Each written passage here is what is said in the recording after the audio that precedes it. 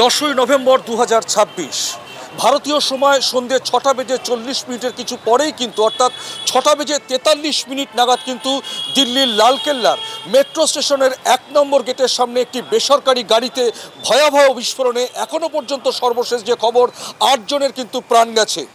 স্থানীয় হাসপাতালে 11 জনকে আহত অবস্থায় নিয়ে যাওয়া হয়েছে, কিন্তু তাদের প্রাণের আশঙ্কা কিন্তু ভয়াবহ।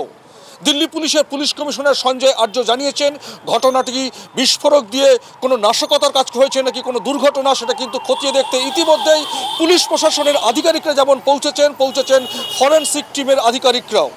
দিল্লি ফায়ার সার্ভিসের প্রধান অতুল গর্গ জানিয়েছেন, ঘটনা কিছুক্ষণের মধ্যেই কিন্তু 20টি ফায়ার সার্ভিসের ইঞ্জিন সেখানে পৌঁছে গেছে আগুন নিয়ন্ত্রণে। স্থানীয় প্রত্যক্ষদর্শীরা জানাচ্ছেন 6:43 নাগাদ কিন্তু একটি বেসরকারি গাড়িতে ভয়াবহ একটা বিকট শব্দ করে একটি বিস্ফোরণের ঘটনা ঘটে এবং আকাশের অনেকটা উচ্চতায় কিন্তু আগুনের গোলা কিন্তু দেখা যায়। তারপরে কিন্তু পুরো অঞ্চলটি কেঁপে ওঠে, তারপরেই কিন্তু এই ভয়াবহ মৃত্যুর ঘটনা ঘটে।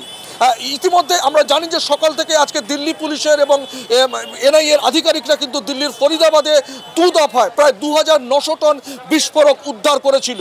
সেই জন্য পুলিশ প্রশাসনের তরফ থেকে বলা হচ্ছে এটি কোনো দুর্ঘটনা নাকি নাশকতা নাকি বিস্ফোরণ। যদিও পুলিশ প্রশাসনের কমিশনার জানিয়েছেন দিল্লি পুলিশের সেখানে কিন্তু বেশি মাত্রায় খুব ভয়াবহ কিন্তু বিস্ফোরক দিয়ে বিস্ফোরণটা ঘটেছে, সেটা দুর্ঘটনা নাকি নাশকতা তা কিন্তু ইতিমধ্যে খতিয়ে দেখছে স্থানীয় প্রশাসন এবং ফরেনসিক বিশেষজ্ঞরা।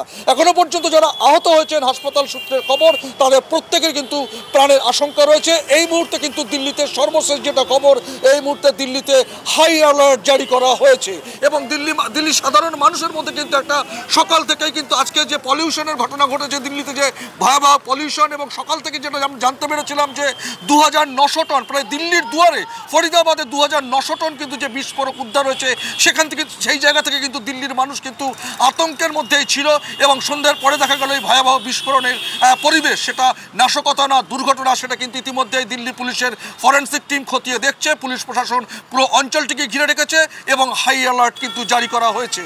Paramashis Ghosh, RTV international, Kolkata.